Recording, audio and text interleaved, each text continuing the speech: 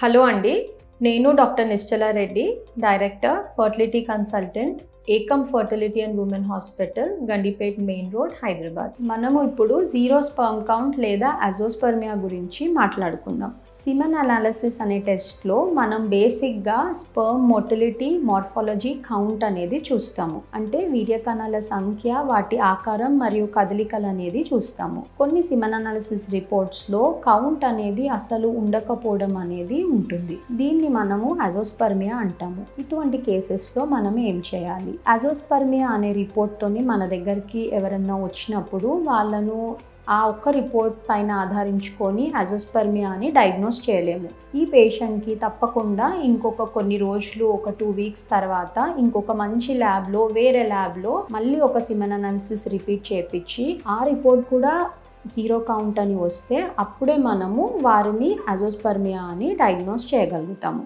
ఈ అజోస్పర్మియా ఉన్న వారికి ప్రెగ్నెన్సీ అనేది వస్తుందా? ఇది ఎటువంటి అజోస్పర్మియా అనేది దాన్ని బట్టి ఉంటుందండి.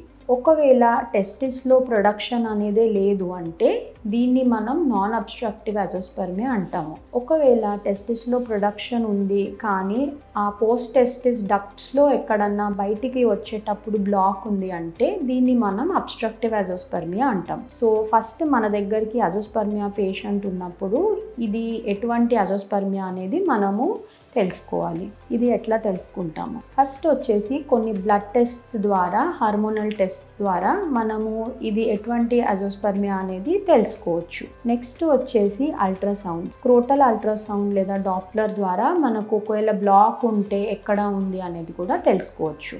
నెక్స్ట్ వచ్చేసి టీజా లేదా టెస్టిక్యులర్ బయాప్సీ. ఈ టెస్టిక్యులర్ బయాప్సీలో మనము టెస్టిస్ నుండి కొంచెం టిష్యూ ఆస్పిరేట్ చేసి దాన్ని డైరెక్ట్లీ మైక్రోస్కోప్ కింద చూస్తాము. ఒకవేళ స్పర్మ్ ప్రొడక్షన్ టెస్టిస్లో ఉంది అంటే మనకు తప్పకుండా అది మైక్రోస్కోప్లో కనిపిస్తుంది. అట్లా ప్రొడక్షన్ ఉంది అంటే వెంటనే మనం ఆ టీజా శాంపుల్ని ఫ్రీజ్ చేసి సేవ్ చేసుకుంటాం. ఈ టీజా అనేది చాలా సింపుల్ ప్రొసీజర్. దీంట్లో మైల్డ్ అనెస్థీషియా లేదా సెడేషన్ ఇచ్చి మనము ఒక 15 minutes to half an hour లోపల ఈ ప్రొసీజర్ అయిపోతుంది.